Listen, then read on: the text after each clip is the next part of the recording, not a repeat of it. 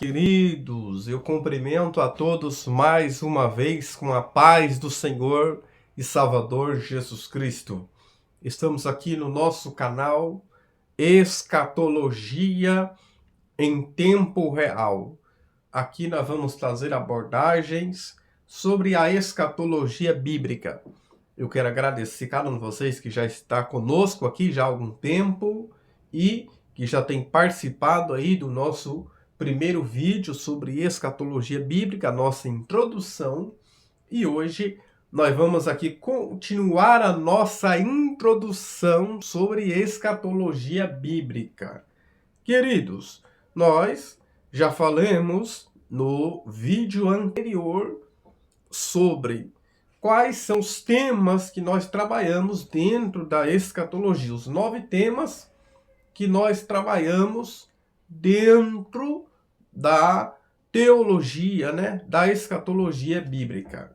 E quando nós falamos sobre a palavra arrebatamento da igreja, é importante nós entendermos. Eu vou aqui já dar a continuidade da nossa introdução falando sobre arrebatamento. E quando falamos sobre arrebatamento, essa palavra arrebatamento não se encontra nem no grego e nem no hebraico. Ela vem de uma palavra latina, raptus.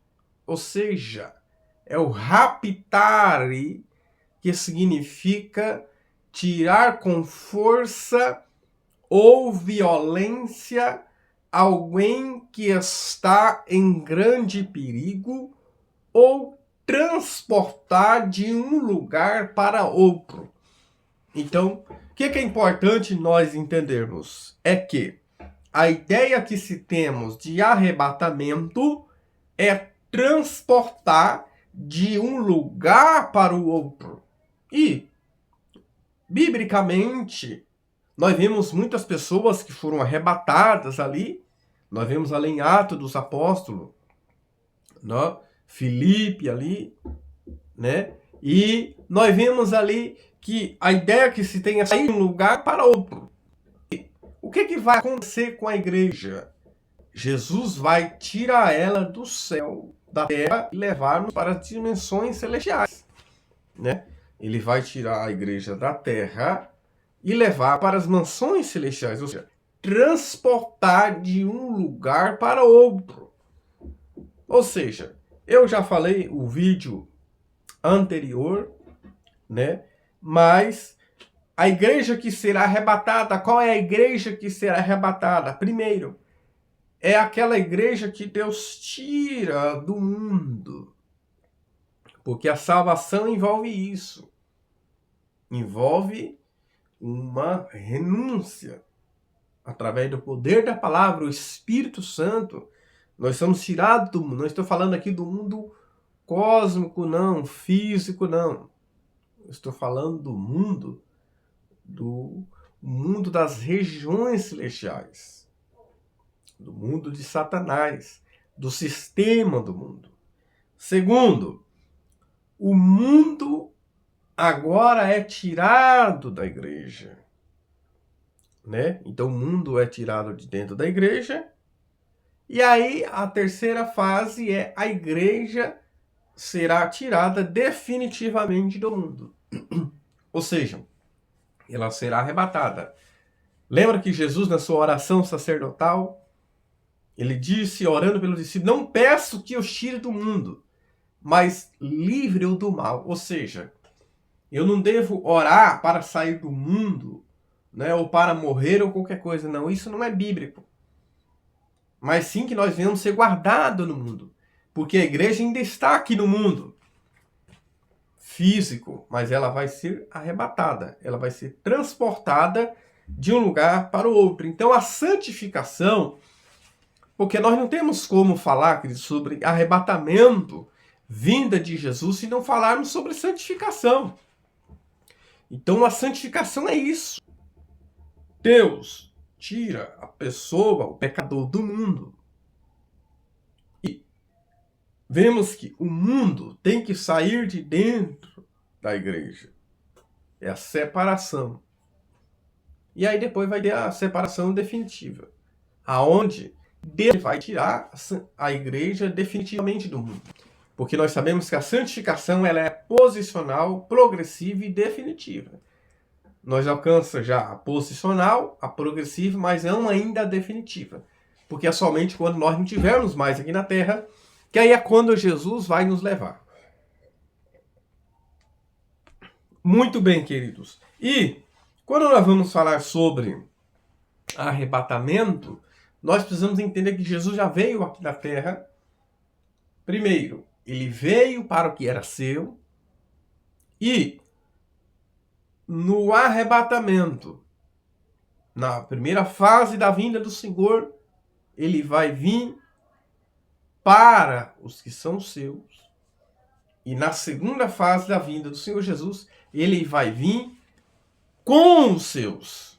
Porque ele vai vir com a igreja que já foi arrebatada, que já foi transformada e que já foi glorificada.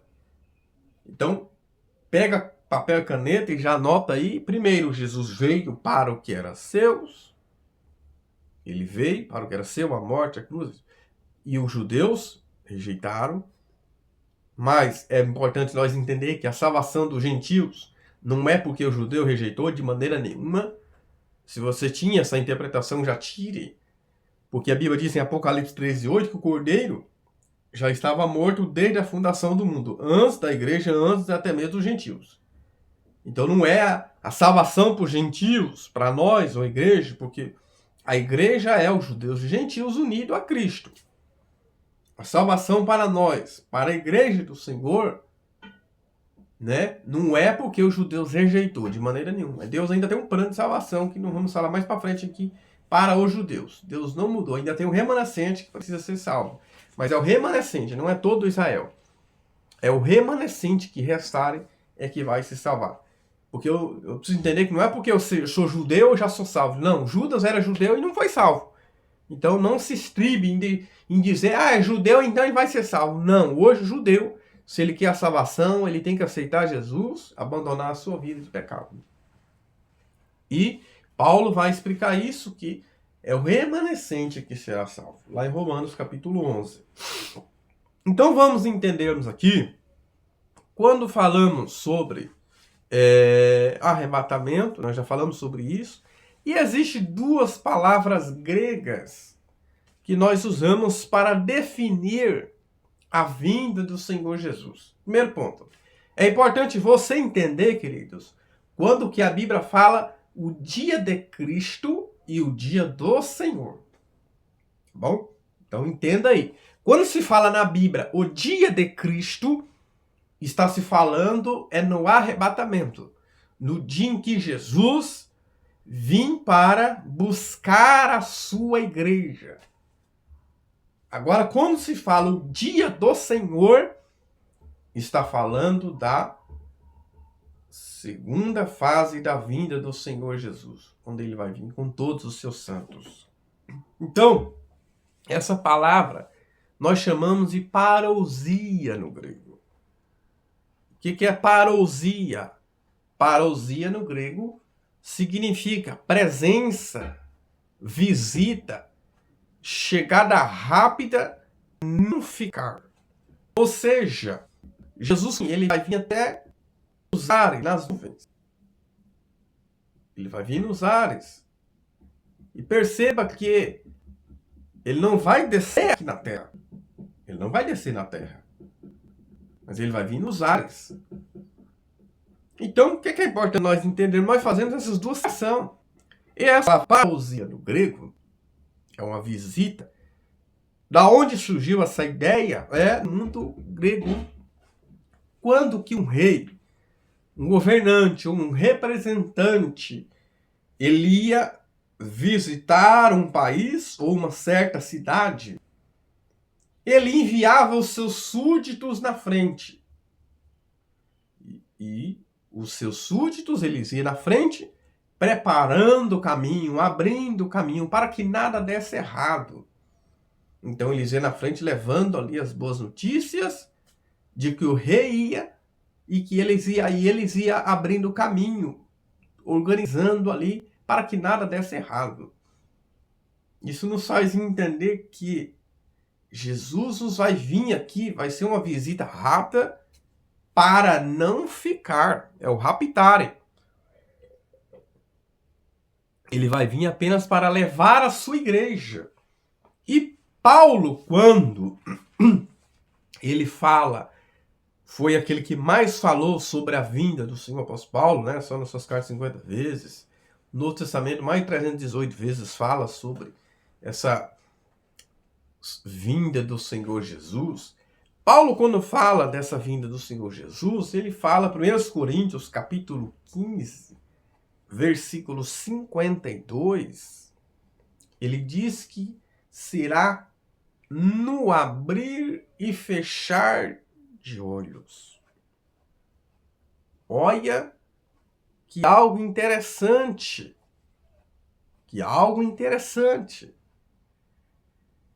Algo interessante nós entendermos. Porque aqui está mostrando, Paulo está mostrando que é rápido. É rápido.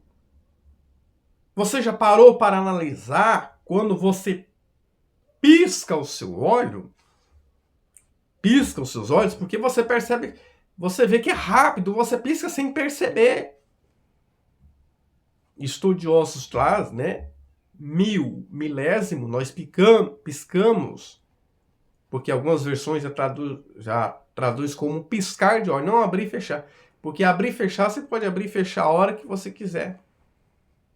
E estudiosos trazem que em 1 minuto, nós conseguimos piscar em 1 minuto entre 15 a 20 vezes.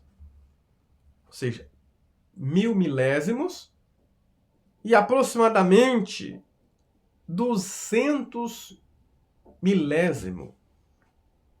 Ou seja, e 200 milésimo nos leva a entender que é menos que 1 segundo. Olha que algo interessante para nós entendermos que não vai dar tempo. Não vai dar tempo. Aquele que está brigado com o pai ou com a mãe se reconciliar, ou com o irmão, ou com o colega de trabalho, aquele que tinha sua dívida e não pagou, aquele que vivia uma vida dupla, adultério, prostituição, fornicação, fornicário, o caminho das drogas, prostituição, na mentira, no engano, não vai dar tempo. Não vai dar tempo. Porque Paulo fala que é num abrir e fechar de olhos ou piscar de olhos. Então, quando um rei ia fazer uma visita, naquela cidade nada poderia dar errado. E Jesus, ele está conosco, enviou o Espírito Santo, mas que nada venha dar errado na nossa vida, que tudo venha estar certinho, organizado, para que quando ele vir nos buscar, nós está em pé, como diz a Bíblia, diante do Filho do Homem. E a segunda palavra que se usa, além de parousia, que se fala sobre a visita de um rei, a segunda palavra que se usa é epipaneia. Epipaneia nós já usamos para a segunda fase da vinda do Senhor Jesus. Por quê? Epipaneia quer dizer, significa manifestação, vir à luz, resplandecer ou brilhar, que se refere à segunda vinda do Senhor. E essa segunda fase é chamada de vinda em glória. Né? Vinda e a glória do Senhor. E a primeira fase da vinda do Senhor é chamada de o dia de Cristo. E a segunda fase da vinda do Senhor é chamada de dia do Senhor ou dia da glória, porque é a vinda do Senhor em glória, como ensina lá em Mateus 24, que eu vou trazer aqui, a partir de agora, as 3 correntes de interpretação que existem. Eu já disse que o nosso propósito aqui não é fazer concorrência teológica ou querer ser mais ou menor do que ninguém. Não. mas eu quero pontuar aqui com vocês, eu quero trazer aqui algo para vocês, teológico, para quem gosta de estudar teologia, mas também nós queremos trazer algo bíblico. Mas por que eu falo essa diferença, queridos, entre a teologia e a Bíblia? Por que nós falamos isso? Teologia é estudo sobre Deus. Teo é Deus, logia é estudo. Tá? Só como que vamos estudar Deus?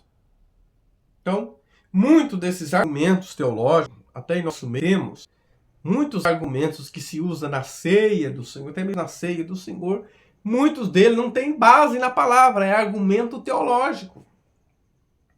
Argumento de acadêmico, mas não tem base na palavra do Senhor. Principalmente quando se fala sobre a ceia e outros tipos de doutrinas sobre a trindade, sobre a tricotomia ou a dicotomia. Muitos são argumentos de teologia, não está na palavra do Senhor. Então, é preciso nós entender o que é a teologia e a Bíblia. A teologia, ela estuda a Bíblia, estuda sobre Deus, onde está revelado nas Escrituras. É a revelação, existe a revelação geral e a revelação especial por meio de Jesus. E aonde que eu vejo essa pessoa de Jesus? Na palavra do Senhor. Então eu vou filtrar na teologia o que está na palavra, ou seja, eu tenho que filtrar, eu passo pelo filtro da palavra. O que eu aprendo lá na teologia, ou o que você aprende lá na teologia. Tem que filtrar pela palavra. Então existe a primeira vinda, que nós chamamos o grego de parousia, é o dia de Cristo. E a segunda vinda nós chamamos de epipaneia, quer dizer o quê? Manifestação via luz, quer dizer, onde realmente, como diz Apocalipse 1:7, aonde realmente todo olho verá. Queridos, quando nós falamos então sobre as correntes de interpretação, existem 3 que são as mais famosas. A primeira corrente de interpretação são os pós-tribulacionistas. Eles fundamentam lá em Mateus 24, do versículo 29 ao 31, eles usam esses argumentos para dizer que a igreja ela vai passar pela grande tribulação. Só que pare aqui comigo, pause aqui um pouco. Queridos, o que Jesus disse lá em Mateus 24 é importante nós entendermos. Eu até vou ler um pouco aqui, quando nós vamos ver aqui, né, que quando Jesus está ali, próximo ao templo, né, o que ele vai dizer? Mateus 24, lá no seu capítulo 1, o capítulo 24, versículo 1 e 2. Tendo Jesus saído do templo, ia se retirando, ou seja, estava próximo ao templo, e aproximaram os seus discípulos para mostrar a estrutura do templo. Olha o que ele diz, versículo 2. Ele, porém, disse, não vedes tudo isso? Ponto de interrogação. Em verdade, vos digo que não ficará aqui pedra sobre pedra que não seja derribada. É importante nós entendermos que isso aqui já se cumpriu, já se aconteceu. Até hoje, em Israel, nós vemos muita destruição, resquício da destruição do ano 70. As pedras do templo, que era naquela época construído em pedras, foram derrubadas. Então essa palavra que se cumpriu, né, se cumpriu no ano 70. E depois Jesus começa a falar sobre os princípios das dores, e aonde os fundamenta? Ele os fundamenta no versículo 29 ao 31, para dizer que a igreja vai passar pela grande tribulação. Né? Para dizer que a igreja vai passar pela grande tribulação. Só que aí nós vamos ver lá no versículo 30. E vamos dizer o 28 mesmo, aonde tiver o cadáver, aí se juntarão as águias. Ele está falando de um evento que vai acontecer lá na grande tribulação. E aí, depois ele começa a dizer, versículo 31, que ele vai reunir ali, enviará os seus anjos, reunir nos 4 ventos e uma outra extremidade. Vai fazer o que ali? o julgamento das nações. Ele vai fazer o julgamento das nações. Então é importante, queridos, nós entendermos aonde é que Jesus vai separar bode de ovelhas. Separar. Porque o versículo 30 diz que, olha o versículo, e aparecerá no céu o Filho do Homem, e todos os povos da terra se lamentarão e verão o Filho do Homem vindo sobre as nuvens do céu com poder e grande. Aqui está dizendo que todos verão. E na primeira vinda do Senhor, os ímpios, aqueles que ficarem aqui, não vai ver. Né? Não vai ver, ou seja, a igreja vai ser tido arrebatada. Então, quando eu falo sobre a grande tribulação, né, eu falo sobre o derramar da ira de Deus. A grande tribulação é o derramar da ira de Deus. Vai ter as pragas descendo. Vai começar, nós vamos falar sobre o capítulo 6, dos 7 selos. Em seguida, 7 trombetas. Depois vem as 7 taças. Vê que cada uma trazendo 3 juízos ali. Significa que são 20 juízos. Essa ali, as letras e taças ali. Nós vamos vendo de que Abraão, quando vai interceder por Sodoma e Gomorra, ele fala assim: Senhor destruirá o justo juntamente com o ímpio. Aonde que Abraão entendeu que o Senhor é misericordioso, que não vai destruir o justo junto com o ímpio, punir o justo no mesmo nível do ímpio. É aonde que ele intercede ali por Ló e a sua família. Houve intervenção do anjo ali também. Mas somente 3 pessoas foram salvas ali. Porque a mulher de Ló, que era para ser 4, era para ser na verdade 6. Mas os genros zombaram de Ló. E aí sai Ló, sua esposa e as 2 filhas. Mas a mulher dele olha para trás, então somente 3 é salvo.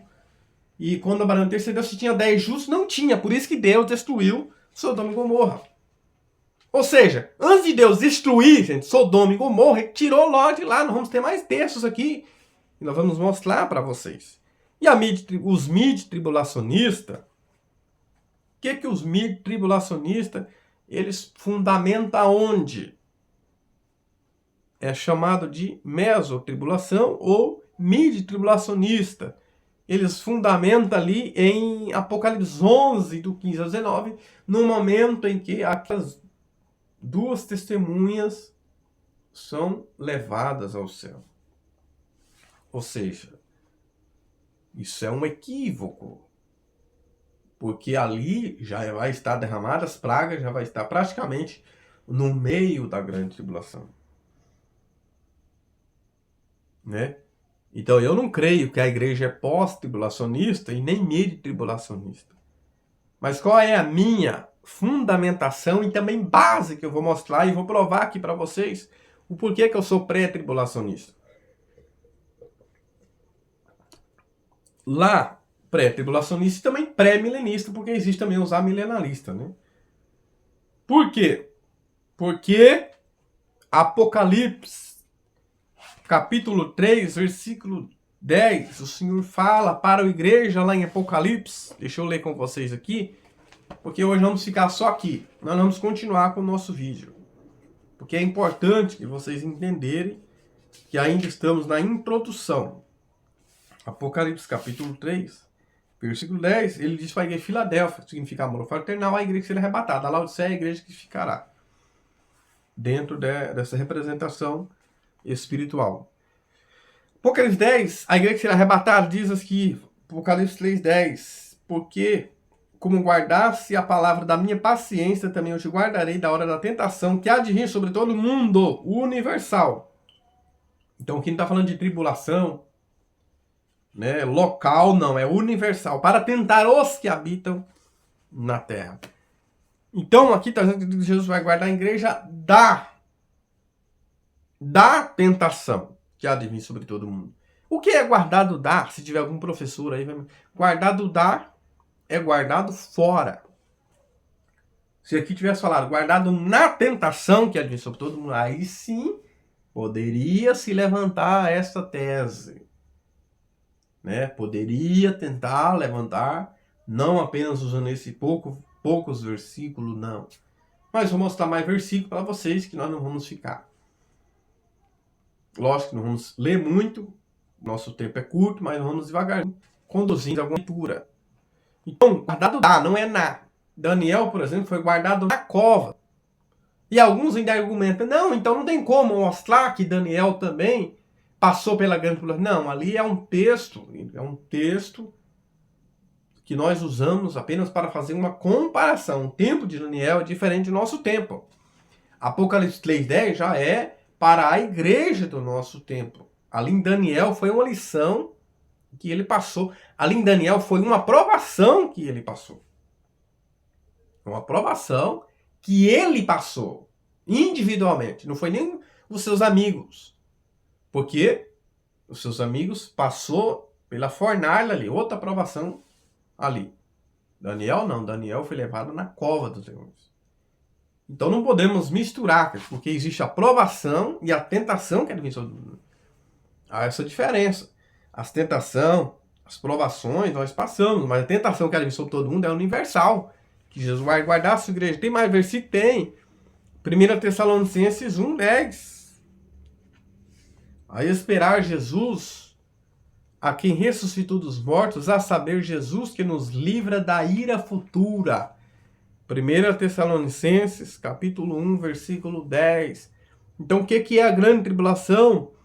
É o derramar da ira futura de Deus.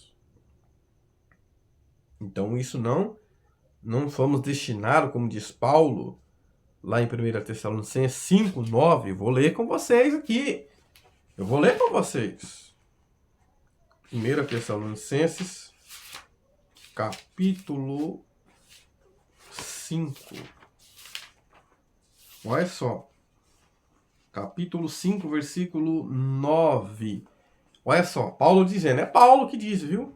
O que mais falou sobre a vinda do Senhor.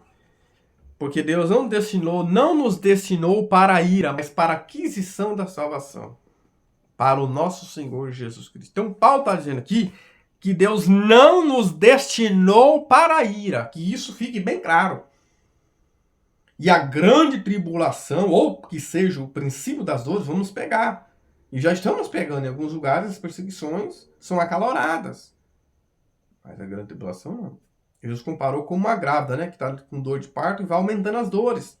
Porque à medida que vai nascer algo, aumenta as dores. Ou seja, quanto mais a volta do Senhor se aproxima, o sofrimento, as perseguições, vai aumentando as dores, as contrações vai aumentando. Vai pegar a grande tribulação, que é o derramar da ira de Deus, que vai estar a trindade satânica, que vai estar o diabo, que imitará Deus, o anticristo imitando o Cristo, o falso profeta imitando o Cristo. Não! Todas aquelas pragas caindo. Seria legal nós aceitar Cristo e passar pela grande ira de Deus? Eu vou ler um texto. Eu acho que eu já li bastante no Novo Testamento, né?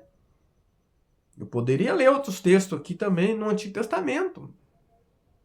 Né? Lá em Isaías, né? Que mostra o quê? Deus guardando as pessoas.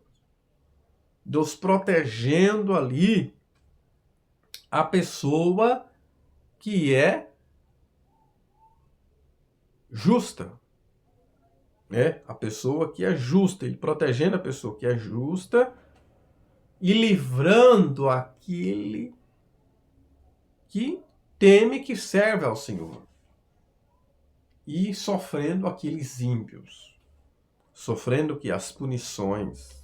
Né? Nós vemos vários textos de Isaías. Entra no teu quarto, fecha a porta, até que passe a ira. Nós vamos mostrar aqui mais textos aqui. Vamos provar mais versículos que fundamenta que a igreja ela não passará pela grande tribulação. Então, queridos, ainda é a introdução. E você já entendeu que eu trouxe aqui o que é a palavra arrebatamento, o que é o arrebatamento. Eu já trouxe aqui para vocês qual a diferença entre o dia de Cristo e o dia do Senhor. Anote isso, que fique bem claro. Essas diferenças estão na Bíblia, às vezes lá em Joel, né? E outros textos na Bíblia. Ageu. Note essa diferença entre o dia de Cristo e o dia do Senhor. Já aprendemos aqui sobre as 3 correntes de interpretação, e a minha é o que? Pré-tribulação. Eu acredito que a gente vai passar tribulação. Eu pego de Elias, vou pegar o exemplo de Enoque, vou pegar mais textos aí, do Novo Testamento. Mas que isso fique bem claro para vocês. Então, a próxima lição, queridos, já quero entrar na parte dos sinais. Existem sinais que eu vou mostrar, sinais naturais, gente. Sinais políticos, sinais morais, ideologia de gênero, sinais religiosos, relativismo, sinais espirituais, esfriamento, indiferença religiosa. Tem vários sinais aí que já aconteceu e que continua acontecendo esses sinais. E eu acredito que já mostrei para vocês também sobre a vinda do Senhor Jesus. Paulo diz em 1 Tessalonicenses, capítulo 4, 16, porque o mesmo Senhor descerá do céu, primeiro com alarido, segundo, voz de arcanjo, terceira, trombeta de Deus. E os que morrerem em Cristo ressuscitarão primeiro. O alarido se refere a um sinal de alerta, a um anúncio.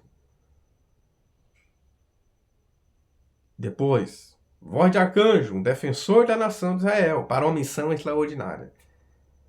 É o que vai, Deus vai guardar a igreja, guardar o povo do mal. E com a trombeta de Deus. E quem tocava a trombeta eram os sacerdotes. Quando se tocava a trombeta, era para uma convocação para a partida. E também para uma convocação para a celebração. Para celebrar.